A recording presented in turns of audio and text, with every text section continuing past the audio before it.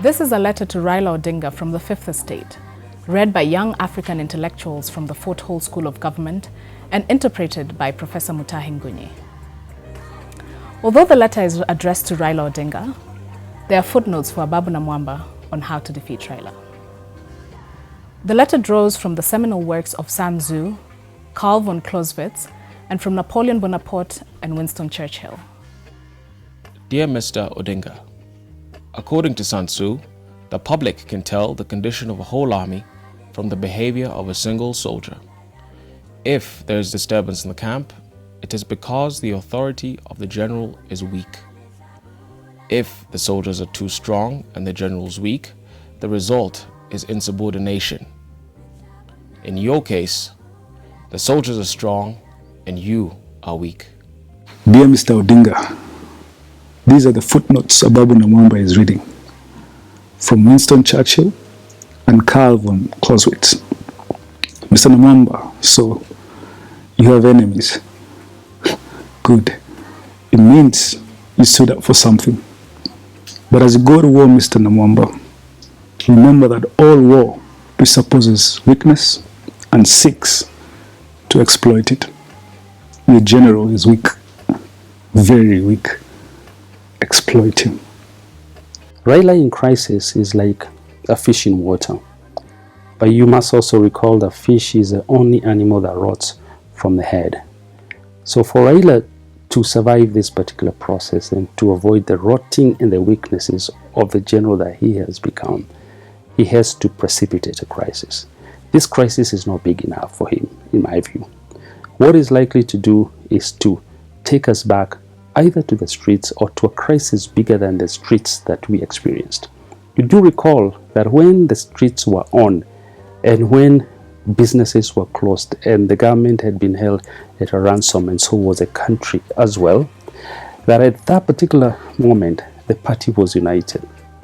ODM was intact, CORD was one. But once you remove IEBC from the picture, then the rebellion within CORD, within ODM, began to simmer. So naturally what will happen is that to be able to get back the unity of the party, a crisis has to be precipitated. We don't know what this crisis will look like, but we can expect when it can come in whatever form. Dear Mr. Odinga, according to Sun Tzu, victorious generals win first, then go to war. Defeated generals, on the other hand, go to war first, then seek victory. In war, you cannot recite poetry to a man wielding a sword. Mr. Odinga, there is no doubt that you're a good general. But as Napoleon will ask, are you lucky? Dear Mr. Odinga, this is the second footnote that Mr. Namwamba is reading, and he will use it to defeat you. According to Napoleon, never interrupt your enemy when he's making a blunder. Raila will blunder. Do not interrupt him. You must remember that Ababu Namwamba was a student of Raila Odinga, but he did his internship under Ruto. So in his political DNA, he combines two extremely lethal players. He has Raila Odinga on the one hand and William Ruto on the other hand. So if we were to use that as a theoretical position, we must then submit the following: that what Ababu Namwamba is doing in ODM is not a Luhya rebellion for the Luhyas. That can be done by anybody else. What Namwamba is doing in ODM is a hostile takeover, and the takeover is specifically targeted at inheriting Raila Odinga completely.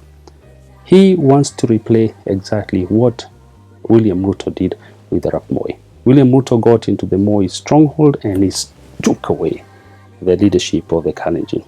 Ababu Namwamba wants to take the leadership not only of the Luhyas, but the leadership of the entire group that is being led by Raila Odinga.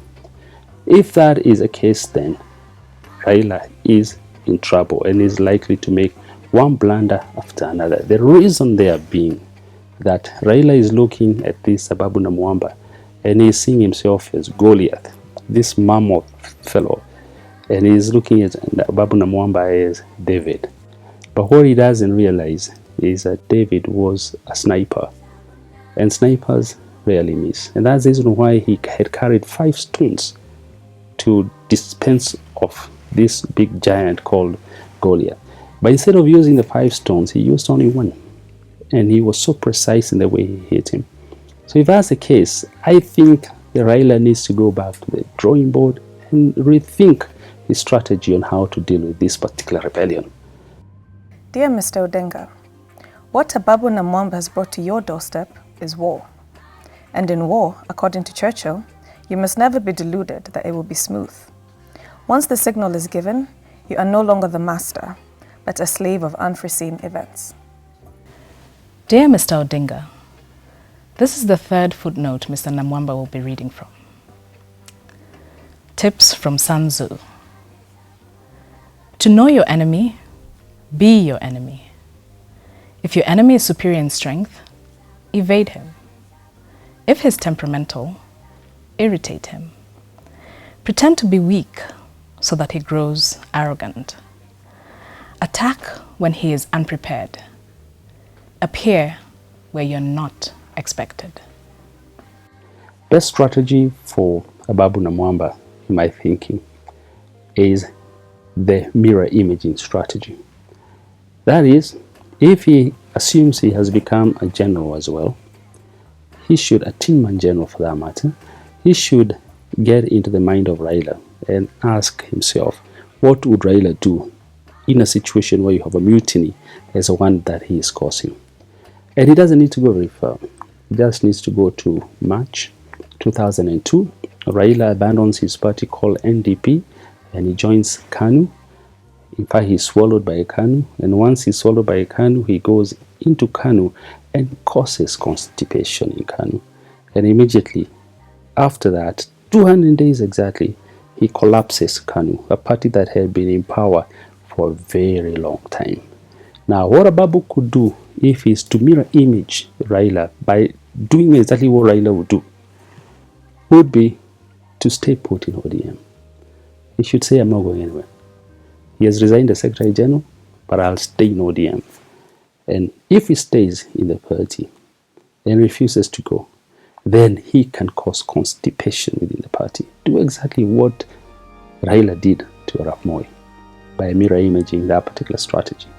And the rebellion could grow within ODM, and that will cause a total stalemate on the part of Raila. Dear Mr. Odinga, we will end this letter with an encouragement from the Bible. It is from the Apostle Paul to the Corinthians. It is also called The Theory of Desirable Difficulty by Malcolm Gladwell. I was given a thorn in my flesh, a messenger of Satan, to torment me. 3 times I pleaded with the Lord to take it away from me, but he said to me, My grace is sufficient for you, for my power is made perfect in weakness.